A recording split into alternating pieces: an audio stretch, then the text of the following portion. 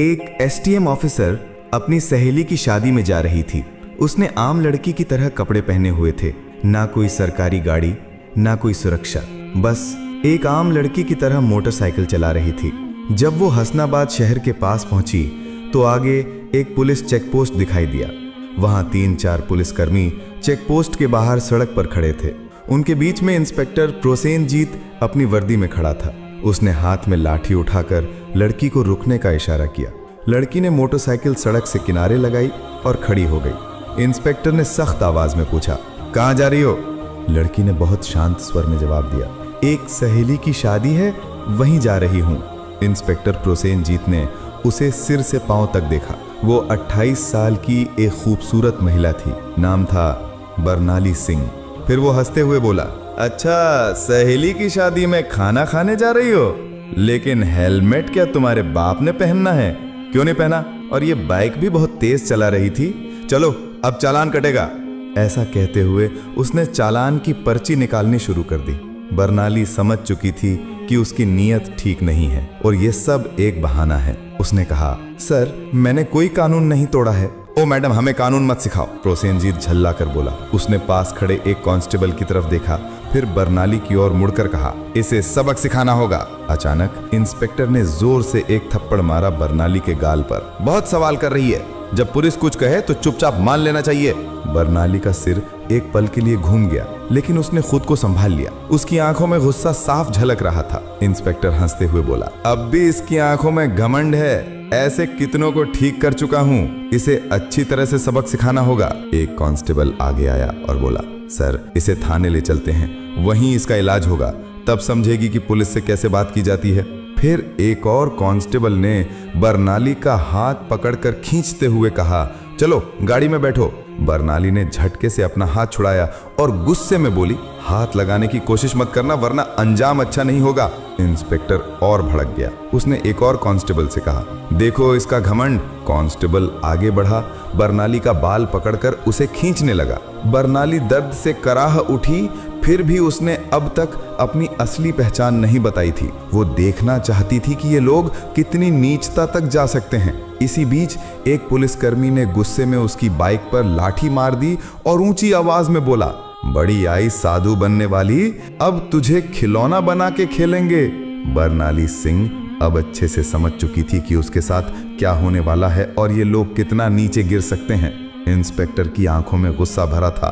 वो जोर से चिल्लाया, तेरे जैसे कई होशियार देखे हैं, पुलिस से पंगा लेगी, आज मजा चखाएंगे। चलो इसे थाने ले चलते हैं, वहां समझ में आ जाएगा। इस समय भी बरनाली सिंह चुप थी। उसने अब भी अपनी पहचान उजागर करने की कोई कोशिश नहीं की। वो देखना चाहती थी कि ये लोग प्रशासन की कितनी बदनामी कर सकते हैं और एक आम नागरिक पर किस हद तक जुल्म ढा सकते हैं। इंस्पेक्टर प्रोसेनजीत अब खींच चुका था। उसके सामने एक ऐसी महिला खड़ी थी जिसके कोमल गाल पर थप्पड़ पड़ा था, जिसके बाल खींचे गए थे, जिसे जबरन सड़क पर घसीटा गया था। फिर भी वो एक मूर्ति की तरह शांत खड़ी थी, न कोई चीख न कोई आंसू। इंस्पेक्टर प्रोसेनजीत सोच रहा था, थाने पहुंचते ही देखता हूँ इस जिद्दी और घमंडी औरत का इलाज कैसे किया जाए। ये सिर्फ गुस्सा नहीं था, ये वो गुस्सा था जो अंदर ही अंदर सुलग रहा था। चौकी इंचार्ज इंस्पेक्टर हंसते हुए बोला, अब इसकी जबान भी चलने लगी है, चलो थाने, देखेंगे कितनी चलती है इसकी जबान। थाने में घुसते इंस्पेक्टर जोर से चिल्लाया, ओए कहाँ गए सब, चाय पानी लगाओ जल्दी, आज एक खास माल आया है। बरनाली सिंह अब भी कुछ नहीं बोली, बस थाने की दीवारों को देखती रही। वो देख रही थी कि ये लोग उन निरीह लोगों के साथ कैसा व्यवहार करते हैं जो कभी आवाज नहीं उठाते। तभी एक कांस्टेबल इंस्पेक्टर प्रोसेनजीत की ओर झुककर फुसफुसाया, क्या केस है सर? इंस्पेक्टर ने हंसते हुए कहा, अरे कुछ भी नहीं, स्पीड ब्रेक करो या हेलमेट का बहाना मारो, जो मन हो लिख दो, बस अनबर करना है और इसका घमंड तोड़ना है, ज्यादा सवाल मत कर। बरनाली सब कुछ सुन रही थी, लेकिन उसकी आंखें अब भी चुप थीं। मानो वो चाहती थी कि पुलिस की ये गिरावट खुद उनके ही मुंह से उजागर हो। इंस्पेक्टर कुर्सी पर बैठा, हाथ में पेन लिया और टेबल पर घुमाने लगा। फिर बरनाली की ओर देखकर पूछा, नाम क्या है, कहाँ रहती है, किसकी बेटी है? बरनाली चुप रही। फिर इंस्पेक्टर बोला, सुनाई नहीं देता, नाम क्या है तेरा? लेकिन बरनाली की चुप्पी अब भी पत्थर की दीवार जैसी अडिग। तभी इंस्पेक्टर ने जोर से मेज पर हाथ मारा, इतनी जोर से कि आवाज पूरे थाने में गूंज उठी। फिर गुस्से से चिल्लाया, सुनाई नहीं देता, नाम बता जल्दी। बरनाली ने मुंह घुमाकर शांत स्वर में उत्तर दिया, जी सुमिता शर्मा। इंस्पेक्टर उसके चेहरे की ओर देखकर हंसते हुए बोला, हो, बड़ी चालाक लड़की है तू। झूठ बोलने में तुझे खासा तजुर्बा है, लेकिन याद रख, ज्यादा होशियारी महंगी पड़ती है। एक भी गलती की तो पछताने का मौका तक नहीं मिलेगा। फिर बरनाली सिंह को जबरदस्ती उस सड़ी हुई हवालात में डाल दिया गया जहां पहले से 2 कैदी मौजूद थे। उनमें से एक कैदी ने बरनाली की ओर देखते हुए पूछा, बहन तूने क्या गुनाह किया है? बरनाली ने हल्की सी मुस्कान दी, लेकिन कुछ नहीं बोली। अब वो बस देख रही थी ये पूरा सिस्टम कितना सड़ चुका है। अगर एक एसडीओ को बिना वजह अंदर किया जा सकता है तो आम आदमी की हालत तो सोच पाना भी मुश्किल है। अब वो उस कोठरी के कोने में बैठी थी, सब कुछ देख रही थी, सुन रही थी और हर एक हरकत को समझ रही थी। उधर इंस्पेक्टर प्रोसेनजीत एक झूठी रिपोर्ट बना रहा था। उसने आदेश दिया, इसके ऊपर चोरी और ब्लैकमेलिंग का केस ठोक दो, और फाइल पर हाथ मारते हुए बोला, चलो जल्दी। एक कांस्टेबल ने हिचकते हुए पूछा, लेकिन सर बिना सबूत? प्रोसेनजीत हंसते हुए बोला, इस थाने में सबूत लाए नहीं जाते, बनाए जाते हैं। कुछ देर बाद एक कांस्टेबल कोठरी में आया और बरनाली के कंधे पर जोर से हाथ मारा। तभी इंस्पेक्टर प्रोसेनजीत ने भी हाथ उठाया ही था कि तभी दरवाजे पर एक भारी कड़क आवाज गूंजी, रुको। सभी लोग घूमकर दरवाजे की ओर देखने लगे। वहां सीनियर इंस्पेक्टर संजय वर्मा खड़ा था। उसकी छवि बाकी अफसरों से कुछ बेहतर मानी जाती थी। वो अंदर झांका और महिला की हालत देखकर उसके माथे पर बल पड़ गया। उसने सख्त स्वर में पूछा, ये सब क्या हो रहा है? प्रोसेनजीत हंसते हुए बोला, कुछ नहीं सर, एक सड़क की औरत ज्यादा अकड़ दिखा रही थी, सबक सिखा रहा हूँ। संजय ने बरनाली को ध्यान से देखा। उसका व्यवहार किसी आम महिला जैसा नहीं लग रहा था। उसने पूछा, इसका अपराध क्या है? प्रोसेनजीत थोड़ा घबरा गया और बोला, अब सर चेकिंग में बदतमीजी कर रही थी। अब संजय को शक होने लगा। उसने बरनाली से सीधे पूछा, तुम्हारा नाम क्या है? बरनाली फिर भी चुप रही। प्रोसेनजीत हंसते हुए बोला, देखिए सर, नाम भी नहीं बता रही है। अब संजय पूरी तरह सतर्क हो गया। उसने सख्त आदेश दिया, इसे अलग कोठरी में रखो, अकेले। प्रोसेनजीत चौंक गया, लेकिन सर, संजय ने कठोरता से कहा, मैं खुद इसके पास रहूंगा। उसके आदेश पर बरनाली को एक और अलग कोठरी में ले जाकर बंद किया गया। वो कोठरी पहले वाली से भी ज्यादा बदबूदार और अंधेरी थी।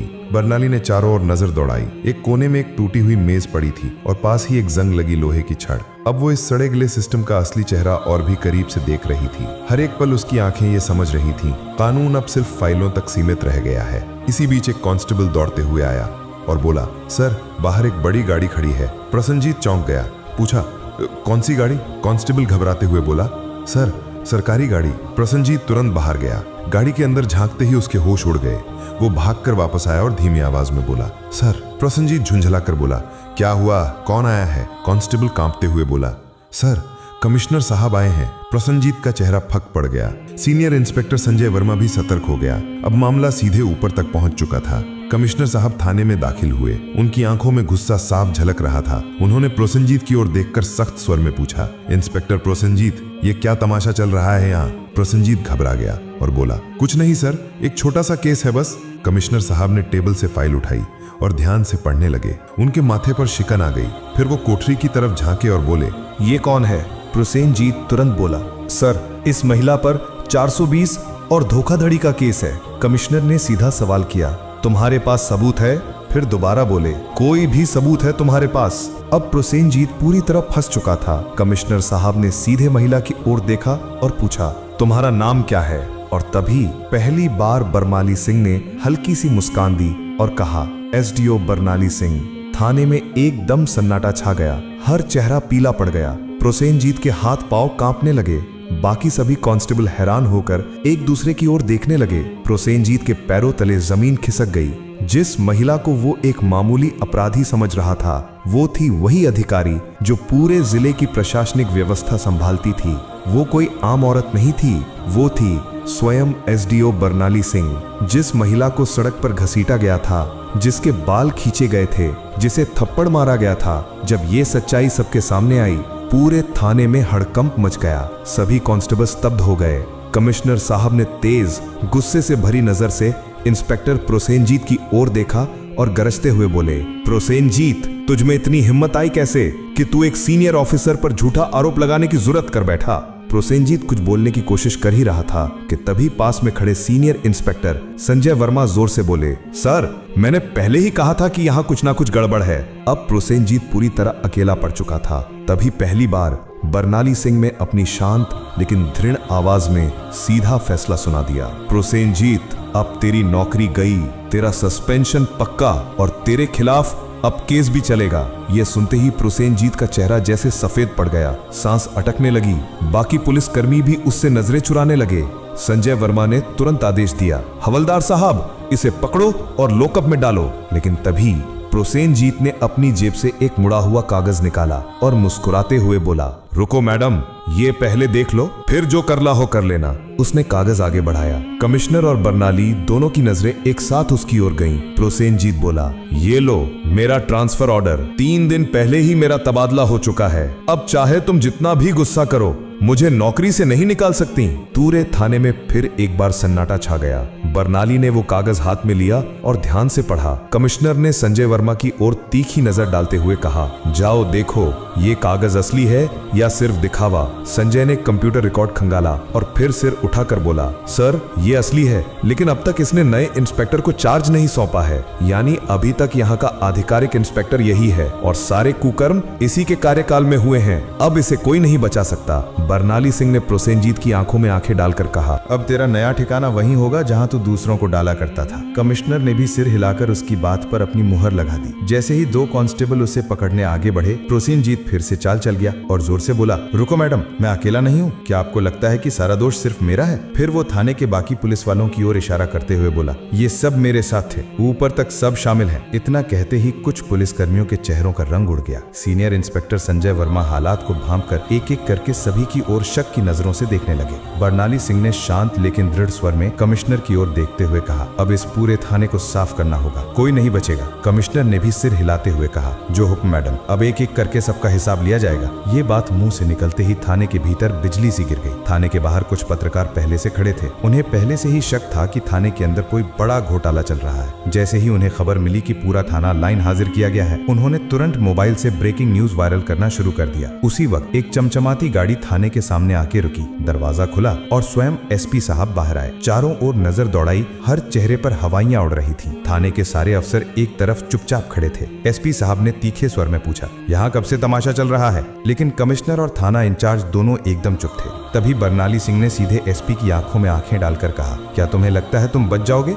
संजय वर्मा तुरंत एक फाइल निकालकर बर्नाली सिंह के हाथ में थमा दी। ये वही फाइल थी जिसमें एसपी साहब के सारे काले कारनामों का पर्दाफाश था। बर्नाली ने वो फाइल एसपी साहब की ओर बढ़ाते हुए कहा, लो देखो, इसमें तुम्हारे हर गुनाह का किराया लिखा है। एसपी साहब के माथे से पसीना बहने लगा। कमिश्नर ने बिना एक पल गंवाए तेज आवाज में आदेश दिया, पकड़ो इसे, तुरंत गिरफ्तार करो। पूरा थाना स्तब्ध रह गया। इतने बड़े अफसर को किसी ने पहली बार खुलेआम इस तरह चुनौती दी थी। एसपी की गिरफ्तारी के साथ ही पूरे जिले में तूफान आ गया। मामला दिल्ली तक पहुंच गया। मुख्यमंत्री तक खबर पहुंच चुकी थी और वहां से सीधे आदेश आया कि जिले में जितने भी अफसर मिलकर गड़बड़ कर रहे थे, सबको गिरफ्तार करो। अगले 2 ही दिनों में पूरे जिले से 40 से ज्यादा पुलिस अफसर, 10 से ज्यादा बड़े अधिकारी और कुछ राजनीतिक नेता भी गिरफ्तार कर लिए गए। हसनाबाद जिले की हवा ही बदल गई। अब चारों तरफ सिर्फ एक ही नाम था, एसडीओ बर्नाली सिंह। उनकी ईमानदारी और साहस की चर्चा हर जुबान पे थी। वो महिला जिसने पूरे सड़े गले सिस्टम को हिलाकर रख दिया था। अब प्रशासन में एक नई गति, एक नई सोच और सबसे अहम एक नया डर आ गया था। अब कोई भी ये नहीं कह सकता था मुझे कुछ नहीं होगा।